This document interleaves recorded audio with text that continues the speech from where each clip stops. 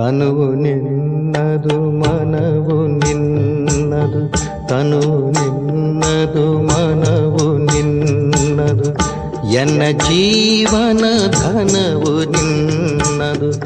ನಾನು ನಿನ್ನವನೆಂಬ ಹೆಮ್ಮೆಯ ಋಣವು ಮಾತ್ರವೇ ನನ್ನದು.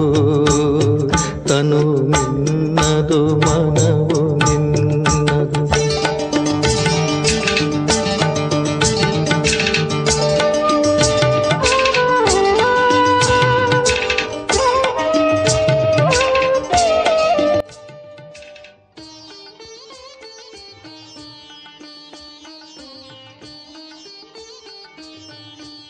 ಶಾಂತಿ 7/9/24. ಮಧುರ ಮಕ್ಕಳೇ, ಜ್ಞಾನದ 3ನೇ ನೇತ್ರ ಸದಾ ತೆರೆದಿದ್ದಾಗ ಖುಷಿಯಲ್ಲಿ ರೋಮಾಂಚನವಾಗುವಿರಿ. ಖುಷಿಯ ನಶೆ ಸದಾ ಏರಿರಬೇಕು. ಓಂ ಶಾಂತಿ. ಗಾಯನ ಇದೆ. ತಂದೆಯಿಂದ 1 ಸೆಕೆಂಡಲ್ಲಿ ಆಸ್ತಿ ಅರ್ಥಾತ್ ಜೀವನ್ ಮುಕ್ತಿ. ಬೇರೆ ಎಲ್ಲರೂ ಜೀವನ ಬಂಧನದಲ್ಲಿದ್ದಾರೆ. ಇದು ತ್ರಿಮೂರ್ತಿ ಮತ್ತು ಗೋಳದ ಚಿತ್ರ ಮುಖ್ಯವಾಗಿದೆ. ಇಲ್ಲಿ ಬಹಳ ದೊಡ್ಡ ದೊಡ್ಡ ಚಿತ್ರ ಹಾಕಿರಬೇಕು. ಕುರುಡರಿಗೆ ಇದು ಬಹಳ ದೊಡ್ಡ ಕನ್ನಡಿಯಾಗಿದೆ. ಉತ್ತಮ ರೀತಿ ನೋಡಿ ಅರ್ಥ ಮಾಡಿಕೊಳ್ಳೋದಕ್ಕೆ. ಈಗ ಎಲ್ಲರ ದೃಷ್ಟಿ ದುರ್ಬಲ ಆಗಿದೆ, ಬುದ್ಧಿಯ ಕೊರತೆ ಇದೆ. ಬುದ್ಧಿ ಎಂದು ಹೇಳೋದು ಜ್ಞಾನದ 3ನೇ ನೇತ್ರಕ್ಕೆ. ನಿಮ್ಮ ಬುದ್ಧಿಯಲ್ಲಿ ಈಗ ಖುಷಿ ಇದೆ. ಖುಷಿಯಲ್ಲಿ ಯಾರು ರೋಮಾಂಚನವಾಗಲ್ಲ ಅಂದರೆ ತಂದೆಯ ನೆನಪು ಮಾಡಲು ಸಾಧ್ಯವಿಲ್ಲ. ಜ್ಞಾನದ 3ನೇ ನೇತ್ರ ತೆರೆದಿದೆಯೋ ಅಥವಾ ಮಂದ್ ಆಗಿದೆಯೋ ಅಂತಾರೆ ಬಾಬಾ. ಬಾಬಾ ಹೇಳ್ತಾರೆ, ಯಾರಿಗಾದರೂ ಸಂಕ್ಷಿಪ್ತದಲ್ಲಿ ತಿಳಿಸಿಕೊಡಿ. ದೊಡ್ಡ ದೊಡ್ಡ ಮೇಳಗಳನ್ನು ಹಾಕ್ತಾರೆ. ಮಕ್ಕಳಿಗೂ ಗೊತ್ತಿದೆ, ಸರ್ವಿಸ್ಗೋಸ್ಕರ ವಾಸ್ತವದಲ್ಲಿ ಇದು ಒಂದು ಚಿತ್ರ ಮುಖ್ಯವಾಗಿದೆ. ಬಲೆ ಗೋಳಾ ಚಿತ್ರ ಇದ್ರೂ ಪರವಾಗಿಲ್ಲ. ತಂದೆ ಡ್ರಾಮಾ ಮತ್ತು ವೃಕ್ಷ ಅಥವಾ ಕಲ್ಪವೃಕ್ಷ ಮತ್ತು 84 ಜನ್ಮಗಳ ಚಕ್ರ ರಹಸ್ಯ ಹೇಳ್ತಾ ಇದ್ದಾರೆ. ಬ್ರಹ್ಮನ ಮೂಲಕ ತಂದೆಯ ಆಸ್ತಿ ಪಡೆಯುವಿರಿ. ಇದು ಉತ್ತಮ ರೀತಿ ಸ್ಪಷ್ಟ ಅರ್ಥವಾಗಬೇಕು. ಚಿತ್ರದಲ್ಲಿ ಎಲ್ಲವೂ ಬಂದ್ಬಿಡ್ತದೆ. ಇಷ್ಟೆಲ್ಲ ಚಿತ್ರದ ಅಗತ್ಯ ಇಲ್ಲ. 2 ಚಿತ್ರ ಭಾಳ ದೊಡ್ಡ ದೊಡ್ಡ ಲಿಖಿತ ರೂಪದ ಅಕ್ಷರಗಳು ಇರಬೇಕು. ಜೀವನ್ಮುಕ್ತಿ ಪರಂಪಿತನ ಜನ್ಮಸಿದ್ಧ ಅಧಿಕಾರ, ಕಲ್ಯಾಣಕಾರಿ ವಿನಾಶಕ್ಕಿಂತ ಮೊದಲು. ವಿನಾಶ ಅವಶ್ಯ ಆಗಲಿದೆ. ಡ್ರಾಮಾ ಪ್ಲ್ಯಾನ್ ಅನುಸಾರ ಎಲ್ಲರೂ ಅವರೇ ತಿಳಿದು ಬರುವರು.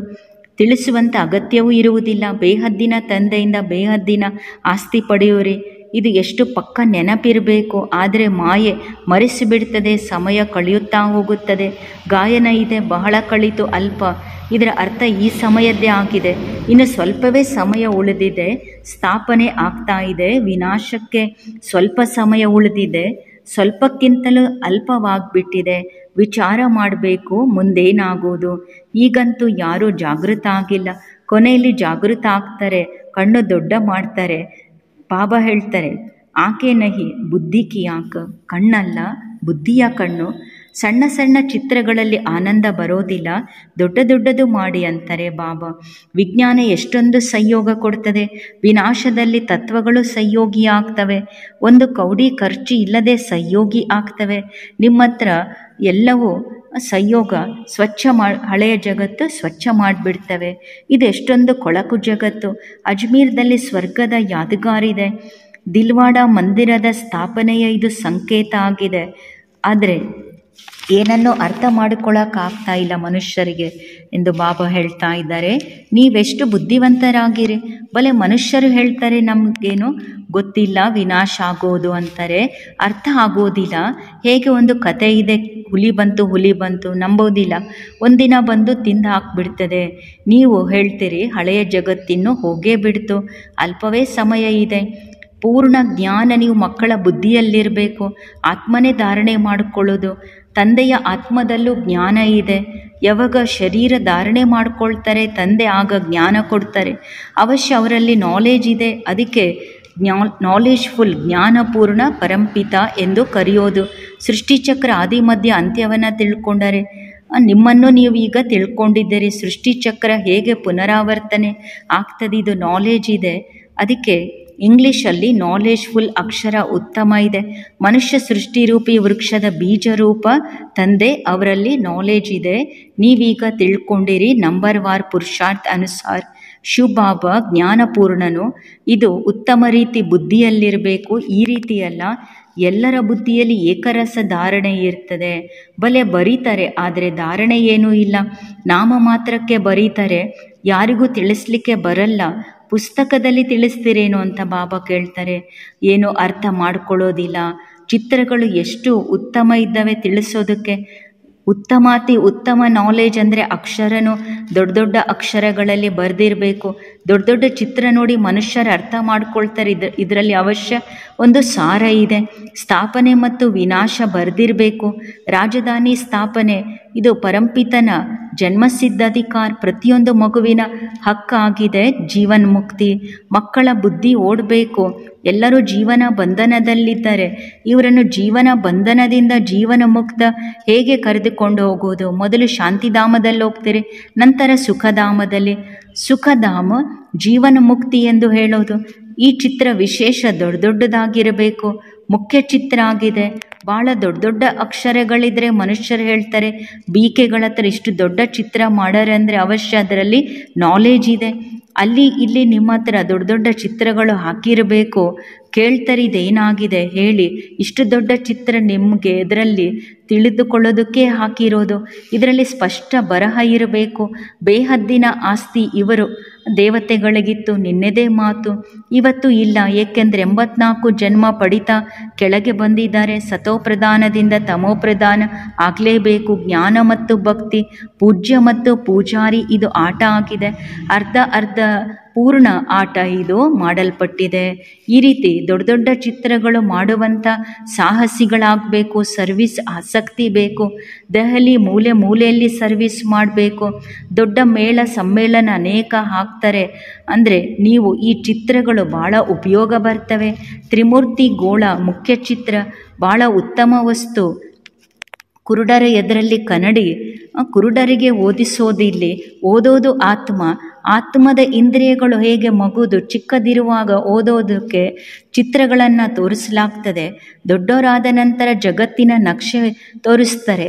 ಅದೇ ರೀತಿ ಇದು ಜ್ಞಾನದ ನಕ್ಷೆ ಬುದ್ಧಿಯಲ್ಲಿರಬೇಕು. ನಿಮ್ಮ ಬುದ್ಧಿಯಲ್ಲಿ ಪೂರ್ಣ ನಾಟಕದ ಚಕ್ರ. ಇಷ್ಟು ಅನೇಕ ಧರ್ಮಗಳು ಹೇಗೆ ನಂಬರ್ ವಾರ್ ಬರ್ತಾರೆ ಮತ್ತೆ ಹೋಗ್ತಾರೆ. ಇದು ನಾಲೆಜ್ ಇದೆ. ಒಂದೇ ಆದಿ ಸನಾತನ ದೇವಿ ದೇವತಾ ಧರ್ಮ, ಅದಕ್ಕೆ ಸ್ವರ್ಗ ಹೆವೆನ್ ಎಂದು ಹೇಳುತ್ತಾರೆ.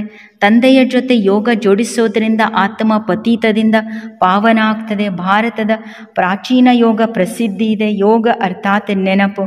ತಂದೆ ಹೇಳ್ತಾರೆ, ನನ್ನ ನೆನಪು ಮಾಡಿ. ಈ ರೀತಿ ಹೇಳಬೇಕಾಗಿದೆ. ಲೌಕಿಕ ತಂದೆ ಅಂತೂ ಈ ರೀತಿ ಹೇಳಲ್ಲ, ನನ್ನನ್ನು ನೆನಪು ಮಾಡಿ ಎಂದು. ಮಕ್ಕಳು ಆಟೋಮೆಟಿಕ್ ಅಮ್ಮ ಅಪ್ಪ ಎಂದು ಹೇಳ್ತಾರೆ. ಇಲ್ಲಿ ಲೌಕಿಕ ಮಾತ್ಪಿತ, ಆದರೆ ಇಲ್ಲಿ ಪಾರಲೌಕಿಕ ಮಾತ್ಪಿತ. ಗಾಯನ ಇದೆ, ನಿಮ್ಮ ಕೃಪೆಯಿಂದ ಅಪಾರ ಸುಖ. ಇಲ್ಲಿ ದುಃಖ ಇದೆ, ಅದಕ್ಕೆ ಗಾಯನ ಮಾಡ್ತಾರೆ. ಸುಖದಲ್ಲಿ ಯಾರು ಹೇಳುವ ಅಗತ್ಯ ಇರಲ್ಲ, ದುಃಖದಲ್ಲಿ ಎಲ್ಲರೂ ಕರೀತಾರೆ. ಈಗ ನಿಮಗೆ ಅರ್ಥ ಆಗಿದೆ, ಇಲ್ಲಿ ಮಾತ್ಪಿತ ಇದ್ದಾರೆ. ತಂದೆ ಹೇಳ್ತಾರೆ, ದಿನ ಪ್ರತಿದಿನ ಗುಹ್ಯವಾದ ಮಾತುಗಳನ್ನು ತಿಳಿಸ್ತೇನೆ. ಮೊದಲು ನಿಮಗೆ ಗೊತ್ತಿತ್ತ ಮಾತ್ಪಿತ ಎಂದು ಯಾರಿಗೆ ಹೇಳುತ್ತಾರೆ? ಈಗ ತಿಳಿದುಕೊಂಡಿರಿ, ಪಿತಾ ಎಂದು ಯಾರಿಗೆ ಹೇಳೋದು? ಪಿತನಿಂದ ಆಸ್ತಿ ಸಿಗ್ತದೆ ಬ್ರಹ್ಮನ ಮೂಲಕ. ಮಾತಾನೂ ಬೇಕಾಗಿದ್ದಾರೆ, ಏಕೆಂದರೆ ಮಕ್ಕಳನ್ನು ದತ್ತು ತೆಗೆದುಕೊಳ್ತಾರೆ. ಈ ಮಾತು ಯಾರ ಗಮನದಲ್ಲಿ ಬರಲ್ಲ. ಬಾಬಾ ಬಾರಿ ಹೇಳ್ತಾರೆ, ಮಧುರಾತಿ ಮಧುರ ಮಕ್ಕಳೇ, ತಂದೆಯನ್ನು ನೆನಪು ಮಾಡಿ. ಲಕ್ಷ್ಯನೂ ಗುರಿನೂ ಸಿಕ್ಕಿದೆ. ಎಲ್ಲೇ ಹೋಗಿ ವಿದೇಶದಲ್ಲಿರಿ. 7 ದಿನ ಕೋರ್ಸ್ ಅಂದರೆ ಬಹಳ ಜ್ಞಾನವಾಗಿದೆ. ತಂದೆಯಿಂದ ಆಸ್ತಿ ಪಡೆಯೋದಕ್ಕೆ, ನೆನಪಿನಿಂದ ಆತ್ಮ ಪಾವನ ಆಗೋದು, ಸ್ವರ್ಗದ ಮಾಲೀಕರಾಗ್ತೀರಿ. ಇದು ಗುರಿ ಬುದ್ಧಿಯಲ್ಲಿದೆ. ಬಲೆ ಎಲ್ಲೇ ದೂರ ಹೋಗಿ ಪೂರ ಗೀತಾ ಜ್ಞಾನ ಮತ್ತು ಇದು ಬ್ಯಾರ್ಜ್ ಇದ್ರೆ ಆಯಿತು, ಸರ್ವಿಸ್ ಮಾಡೋದಕ್ಕೆ ಅಂತಾರೆ ಬಾಬಾ. ಯಾರಿಗೂ ಕೇಳುವ ಅಗತ್ಯ ಏನಿದೆ? ತಂದೆಯಿಂದ ಆಸ್ತಿ ಪಡೆಯಬೇಕು ಅಂದರೆ ತಂದೆಯನ್ನು ನೆನಪು ಮಾಡಬೇಕು. ಇಲ್ಲಿ ಆಸ್ತಿ ತಂದೆಯಿಂದ ಅನೇಕ ಬಾರಿ ಪಡೆದಿರಿ. ಸೃಷ್ಟಿ ಚಕ್ರ ಇದು ರಿಪೀಟ್ ಆಗ್ತಾ ಇರ್ತದೆ. ಅನೇಕ ಬಾರಿ ಟೀಚರಿಂದ ಶಿಕ್ಷಣವನ್ನು ನೀವು ಓದಿದ್ದೀರಿ. ಒಂದಲ್ಲ ಒಂದು ಪದವಿಯನ್ನು ಪಡೆದಿದ್ದೀರಿ. ಶಿಕ್ಷಣದಲ್ಲಿ ಬುದ್ಧಿಯೋಗ ಟೀಚರ್ ಜೊತೆ ಇರ್ತದೆ. ಪರೀಕ್ಷೆ ಚಿಕ್ಕದಿರ್ಬೋದು ದೊಡ್ಡದಿರ್ಬೋದು, ಓದೋದು ಆತ್ಮ ಆಗಿದೆ. ಆತ್ಮನೇ ಶಿಕ್ಷಣ ಅಭ್ಯಾಸ ಮಾಡ್ತದೆ. ಟೀಚರ್ ಮತ್ತು ಗುರಿ ಉದ್ದೇಶ ನೆನಪಿರಬೇಕು. ಸೃಷ್ಟಿಚಕ್ರ ಬುದ್ಧಿಯಲ್ಲಿರಬೇಕು. ತಂದೆ ಮತ್ತು ಆಸ್ತಿಯನ್ನು ನೆನಪು ಮಾಡಿ ದೈವಿ ಗುಣಗಳು ಧಾರಣೆ ಮಾಡಿಕೊಳ್ಳಿ. ಎಷ್ಟು ಧಾರಣೆ ಮಾಡ್ಕೊಳ್ತೀರಷ್ಟು ಶ್ರೇಷ್ಠ ಪದವಿ ಪಡೆಯುವಿರಿ. ಉತ್ತಮ ರೀತಿ ನೆನಪು ಮಾಡಬೇಕು ಮತ್ತು ಇಲ್ಲಿ ಬರುವ ಅಗತ್ಯ ಇಲ್ಲ, ಅಂದರೆ ಪುನಃ ಕಲಿಯುಗದಲ್ಲಿ ಜನ್ಮ ಪಡೆಯೋದಿಲ್ಲ. ಆದರೂ ಬರ್ತಾರೆ, ಅಂದರೆ ಸತ್ಯುಗದಲ್ಲಿ. ಇಷ್ಟು ಶ್ರೇಷ್ಠ ತಂದೆ ಇಷ್ಟು ಬೇಹದ್ದಿನ ಆಸ್ತಿ ಕೊಡ್ತಾರೆ, ಅಂದರೆ ಅವರನ್ನು ಮಿಲನ ಮಾಡಬೇಕು ಅಂತ ಮಕ್ಕಳು ಬರ್ತಾರೆ. ಬಾಬಾ ಹೇಳ್ತಾರೆ ಮಂತ್ರ ಪಡೀಲಿಕ್ಕೆ ಎಲ್ಲರೂ ಬರ್ತಾರೆ. ನೆನಪು ಮಾಡುವ ಮಂತ್ರ ಇಲ್ಲಿ ಬಹಳ ಅಮೂಲ್ಯ ಮಂತ್ರ ಸಿಗ್ತದೆ. ಜ್ಞಾನ ಬುದ್ಧಿಯಲ್ಲಿರಬೇಕು. ಈಗ ಮಕ್ಕಳಿಗೆ ಅರ್ಥ ಆಗಿದೆ, ವಿನಾಶಿ ಸಂಪಾದನೆ ಹಿಂದೆ ಹೆಚ್ಚು ಸಮಯವನ್ನು ಕಳಿಬಾರ್ದು. ಎಲ್ಲವೂ ಮಣ್ಣು ಪಾಲಾಗ್ತದೆ. ಬಾಪ್ಗೂ ಕುಚ್ ಚಾಹಿಯೇ ಕ್ಯಾ, ಕುಚ್ ಬಿ ನಹಿ. ತಂದೆಗೇನಾದರೂ ಬೇಕಾಗಿದೆನಾ? ತಂದೆ ಏನನ್ನೂ ತೆಗೆದುಕೊಳ್ಳೋದಿಲ್ಲ, ಏನನ್ನೂ ಖರ್ಚು ಮಾಡೋದಿಲ್ಲ. ಬಾಬಾ ವಿನಾಶಕಾರಿ ವಸ್ತುಗಳ ಖರೀದಿ ಮಾಡ್ತಾರೇನು? ಏನನ್ನೂ ಇಲ್ಲ. ಇಲ್ಲಿ ನೀವು ಯುದ್ಧ ಮಾಡ್ತೀರಿ, ಇಡೀ ಜಗತ್ತಲ್ಲಿ ಗುಪ್ತವಾಗಿದ್ದೀರಿ. ನಿಮ್ಮ ಯುದ್ಧ ನೋಡಿ ಹೇಗೆ ಇದೆ. ಇದಕ್ಕೆ ಯೋಗ ಬಲ ಎಂದು ಹೇಳೋದು. ಇದು ಗುಪ್ತ ಮಾತಾಗಿದೆ. ಇದರಲ್ಲಿ ಯಾರನ್ನೂ ಸಾಯಿಸುವಂಥ ಹಿಂಸೆ ಮಾತಿಲ್ಲ. ಕೇವಲ ತಂದೆ ನೆನಪು ಮಾಡೋದು. ಎಲ್ಲರ ಮೃತ್ಯು ನಾಟಕದಲ್ಲಿ ನೋಂದಾಯಿಸಲ್ಪಟ್ಟಿದೆ. ಪ್ರತಿ 5,000 ವರ್ಷಗಳ ನಂತರ ಯೋಗ ಬಲ ನೀವು ಜಮಾ ಮಾಡಿಕೊಳ್ಳೋದಕ್ಕೆ ಈ ಶಿಕ್ಷಣ ಅಭ್ಯಾಸ ಮಾಡ್ತೀರಿ. ಶಿಕ್ಷಣ ಪೂರ್ಣ ಆಯಿತು. ಪ್ರಾರಬ್ಧಿ ಬೇಕು ಹೊಸ ಜಗತ್ತಲ್ಲಿ. ಹಳೆಯ ಜಗತ್ತಿಗಂತೂ ಪ್ರಾಕೃತಿಕ ವಿಕೋಪಗಳು ಇಲ್ಲಿ ಇದೆ, ಗಾಯನ ಇದೆ. ನಿಮ್ಮ ಕುಲದ ವಿನಾಶ ಹೇಗೆ ಆಗ್ತದೆ? ಎಷ್ಟು ದೊಡ್ಡ ಕುಲ ಆಗಿದೆ. ಪೂರ್ಣ ಯುರೋಪ್ ಬಂತು, ಭಾರತ ಒಂದು ಮೂಲೆಯಲ್ಲಿದೆ, ಬಾಕಿ ಎಲ್ಲ ವಿನಾಶ ಆಗಿಬಿಡ್ತದೆ. ಯೋಗ ಬಲದಿಂದ ಇಡೀ ವಿಶ್ವದ ಮೇಲೆ ವಿಜಯ ಆಗ್ತೀರಿ. ಪವಿತ್ರರ ಅವಶ್ಯ ಆಗಬೇಕು, ಲಕ್ಷ್ಮೀನಾರಾಯಣರ ಹಾಗೆ. ವಿಕಾರಿ ದೃಷ್ಟಿಯಲ್ಲಿರೋದಿಲ್ಲ.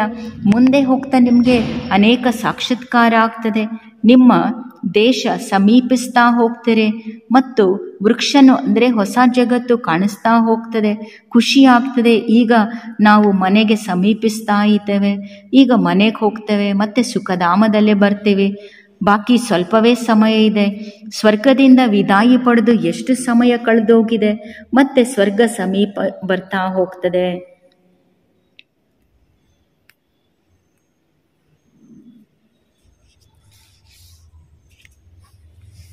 ನಿಮ್ಮ ಬುದ್ಧಿ ಈಗ ಮೇಲೆ ಹೋಗ್ತದೆ.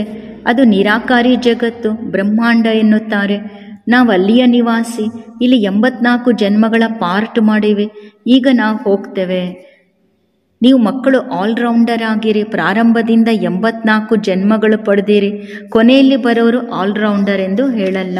ತಂದೆ ಹೇಳ್ತಾ ಇದ್ದಾರೆ ಮ್ಯಾಕ್ಸಿಮಮ್ ಮತ್ತು ಮಿನಿಮಮ್ ಎಷ್ಟು ಜನ್ಮಗಳು ಪಡೆಯುತ್ತೀರಿ. 1 ಜನ್ಮದವರು ಇದ್ದಾರೆ. ಕೊನೆಯಲ್ಲಿ ಎಲ್ಲರೂ ಬರ್ತಾರೆ, ಎಲ್ಲರೂ ಹೋಗ್ತಾರೆ ವಾಪಸ್. ನಾಟಕ ಪೂರ್ಣ ಆಗ್ತದೆ, ಆಟ ಸಮಾಪ್ತಿ ಆಗ್ತದೆ. ಈಗ ತಂದೆ ಹೇಳ್ತಾರೆ ನನ್ನನ್ನು ನೆನಪು ಮಾಡಿ, ಅಂತಿಮತಿ ಸೋಗತಿ ಆಗ್ತದೆ. ತಂದೆಯ ಜೊತೆ ಪರಂಧಾಮಕ್ಕೆ ಹೋಗ್ತೀರಿ. ಅದಕ್ಕೆ ಮುಕ್ತಿಧಾಮ್, ಶಾಂತಿಧಾಮ್ ಮತ್ತು ಸುಖಧಾಮ್. ಇದು ದುಃಖಧಾಮ ಆಗಿದೆ. ಮೇಲೆ ಪ್ರತಿಯೊಬ್ಬರು ಸತೋ ಪ್ರಧಾನದ ಅವಸ್ಥೆಯಿಂದ ಸತೋ ರಜೋ ತಮೋದಲ್ಲಿ ಬರ್ತಾರೆ. ಪ್ರತಿಯೊಂದು ಜನ್ಮ ಅದರಲ್ಲಿ 4 ಸ್ಟೇಜಸ್ ಇರ್ತದೆ. ಎಷ್ಟು ಉತ್ತಮ ಮಕ್ಕಳಿಗೆ ಬಾಬಾ ತಿಳಿಸ್ಕೊಡ್ತಾರೆ, ಆದರೆ ನೆನಪಿರೋದಿಲ್ಲ. ತಂದೆಯನ್ನು ಮರ್ತೋಗ್ತಾರೆ. ನಂಬರ್ ವಾರ್ ಆಗಿದ್ದಾರೆ. ಮಕ್ಕಳಿಗೂ ಗೊತ್ತಿದೆ ನಂಬರ್ ವಾರ್ ಪುರುಷಾರ್ಥ ಅನುಸಾರ ರುದ್ರಮಾಲೆ ತಯಾರಾಗೋದು. ಇಷ್ಟು ಕೋಟಾಂತರ ಆತ್ಮಗಳು ರುದ್ರಮಾಲೆಯಲ್ಲಿದ್ದಾರೆ. ಬೇಹದ ವಿಶ್ವದ ಇದು ಮಾಲೆ ಆಗಿದೆ. ಬ್ರಹ್ಮನಿಂದ ವಿಷ್ಣು, ವಿಷ್ಣುವಿಂದ ಬ್ರಹ್ಮ. ಇಬ್ಬರದು ಸರ್ನೇಮ್ ನೋಡಿ ಅಂತಾರೆ ಬಾಬಾ. 2 ಸರ್ನೇಮ್ ನೋಡಿ, ಬ್ರಹ್ಮ ಸೋ ವಿಷ್ಣು, ವಿಷ್ಣು ಸೋ ಬ್ರಹ್ಮ. ಪ್ರಜಾಪಿತ ಬ್ರಹ್ಮ ನಾಮ ಇದೆ. ಅರ್ಧ ಕಲ್ಪ ನಂತರ ಮತ್ತೆ ರಾವಣ ರಾಜ್ಯ, ಡೈಟಿಸಮ್ ಮತ್ತು ಇಸ್ಲಾಮಿಸಮ್, ಅನೇಕ ಧರ್ಮಗಳು. ಆದಮ್ ಬೀಬಿಯನ್ನು ನೆನಪು ಮಾಡ್ತಾರೆ, ಪ್ಯಾರಡೈಸನ್ನು ನೆನಪು ಮಾಡ್ತಾರೆ. ಭಾರತ ಪ್ಯಾರಡೈಸ್ ಸ್ವರ್ಗ ಇತ್ತು. ಮಕ್ಕಳಿಗೆ ಎಷ್ಟೊಂದು ಖುಷಿ ಇರಬೇಕು. ಬೇಹದ್ದಿನ ತಂದೆ ಶ್ರೇಷ್ಠಾತಿ ಶ್ರೇಷ್ಠ ಭಗವಂತ ಶ್ರೇಷ್ಠಾತಿ ಶ್ರೇಷ್ಠ ಶಿಕ್ಷಣ ಓದಿಸ್ತಾ ಇದ್ದಾರೆ. ಪದವಿನೂ ಶ್ರೇಷ್ಠಾತಿ ಶ್ರೇಷ್ಠವಾದದ್ದು ಪಡೀತೀರಿ. ಟೀಚರ್ ಶ್ರೇಷ್ಠಾತಿ ಶ್ರೇಷ್ಠವಾದಂಥವರು. ಟೀಚರು ಜೊತೆಯಲ್ಲಿ ಸದ್ಗುರು ಆಗಿದ್ದಾರೆ. ಇಂಥ ತಂದೆಯನ್ನು ಯಾಕೆ ನೆನಪು ಮಾಡಬಾರ್ದು? ಖುಷಿಯ ನಶೆ ಏರಿರಬೇಕು. ಆದರೆ ಇದು ಯುದ್ಧ ಮೈದಾನ. ಮಾಯೆ ನೆನಪಿರೋದಕ್ಕೆ ಬಿಡೋದಿಲ್ಲ, ಬಾರಿ ಬಾರಿ ಬೆಳೆಸಿಬಿಡ್ತದೆ. ತಂದೆ ಹೇಳ್ತಾರೆ, ಮಕ್ಕಳೇ, ನೆನಪಿನಿಂದ ನೀವು ಮಾಯಾಜೀತ ಆಗುವಿರಿ. ಒಳ್ಳೆಯದು. ಮಧುರಾತಿ ಮಧುರ ಅಗಲಿ ಸಿಕ್ಕಿರುವ ಮಕ್ಕಳಿಗೆ ಮಾತ್ಪಿತಾ ಬಾಪ್ ದಾದಾರವರ ನೆನಪು, ಪ್ರೀತಿ ಹಾಗೂ ಗುಡ್ ಮಾರ್ನಿಂಗ್. ಆತ್ಮಿಕ ತಂದೆ ಆತ್ಮಿಕ ಮಕ್ಕಳಿಗೆ ನಮಸ್ತೆ. ಆತ್ಮಿಕ ಮಕ್ಕಳದು ಆತ್ಮಿಕ ತಂದೆಗೆ ನೆನಪು, ಪ್ರೀತಿ, ಗುಡ್ ಮಾರ್ನಿಂಗ್, ನಮಸ್ತೆ ನಮಸ್ತೆ ನಮಸ್ತೆ. ಧಾರಣೆಗೋಸ್ಕರ ತಂದೆ ಏನನ್ನು ಕಲಿಸ್ತಾರೆ ಅದನ್ನು ಕಾರ್ಯರೂಪದಲ್ಲಿ ತರಬೇಕು. ಕೇವಲ ಕಾಗದದಲ್ಲಿ ನೋಟು ಮಾಡುವುದಲ್ಲ. ವಿನಾಶಕ್ಕಿಂತ ಪೂರ್ವ ಜೀವನ ಬಂಧನದಿಂದ ಜೀವನ ಮುಕ್ತಿ ಪದವಿ ಪ್ರಾಪ್ತಿ ಮಾಡಿಕೊಳ್ಬೇಕು. ಎರಡನೇದು, ತಮ್ಮ ಸಮಯ ವಿನಾಶಿ ಸಂಪಾದನೆ ಹಿಂದೆ ಹೆಚ್ಚು ವ್ಯರ್ಥ ಮಾಡಬಾರದು. ಏಕೆಂದರೆ ಇದೆಲ್ಲವೂ ಮಣ್ಣು ಪಾಲಾಗೋದಿದೆ. ಅದಕ್ಕೋಸ್ಕರ ಬೇಹದ್ದಿನ ತಂದೆಯಿಂದ ಬೇಹದ್ದಿನ ಆಸ್ತಿ ಪಡಿಬೇಕು ಹಾಗೂ ದೈವಿ ಗುಣಗಳನ್ನು ಧಾರಣೆ ಮಾಡಿಕೊಳ್ಬೇಕು. ವರದಾನ, ಯೋಗ ಬಲದಿಂದ ಮಾಯಾ ಶಕ್ತಿಯ ಮೇಲೆ ವಿಜಯಿ ಆಗುವಂತಹ ಸದಾ ವಿಜಯಿ ಆತ್ಮ ಆಗಿರಿ. ಜ್ಞಾನಬಲ ಮತ್ತು ಯೋಗ ಬಲ ಎಷ್ಟೊಂದು ಶ್ರೇಷ್ಠ ಬಲ ಆಗಿದೆ.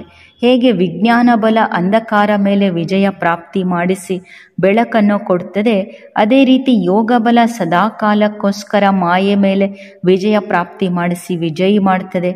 ಯೋಗ ಬಲ ಇಷ್ಟು ಶ್ರೇಷ್ಠ ಬಲ, ಅದು ಮಾಯೆಯ ಶಕ್ತಿ, ಅದರ ಎದುರಲ್ಲಿ ಏನೂ ಅಲ್ಲ. ಯೋಗ ಬಲ ಇರೋ ಆತ್ಮಗಳು ಸ್ವಪ್ನದಲ್ಲೂ ಮಾಯೆಗೆ ಸೋಲೋದಕ್ಕೆ ಸಾಧ್ಯ ಇಲ್ಲ. ಸ್ವಪ್ನದಲ್ಲೂ ಯಾವುದೇ ದುರ್ಬಲತೆ ಬರೋದಕ್ಕೆ ಸಾಧ್ಯ ಇಲ್ಲ. ಈ ರೀತಿ ವಿಜಯದ ತಿಲಕ ನಿಮ್ಮ ಮಸ್ತಕದಲ್ಲಿ ಹತ್ತಿರಬೇಕು. ಸ್ಲೋಗನ್, ನಂಬರ್ 1ನಲ್ಲಿ ಬರಬೇಕು ಅಂದರೆ ವ್ಯರ್ಥವನ್ನು ಸಮರ್ಥದಲ್ಲಿ ಪರಿವರ್ತಿಸಿ. ಓಂ ಶಾಂತಿ.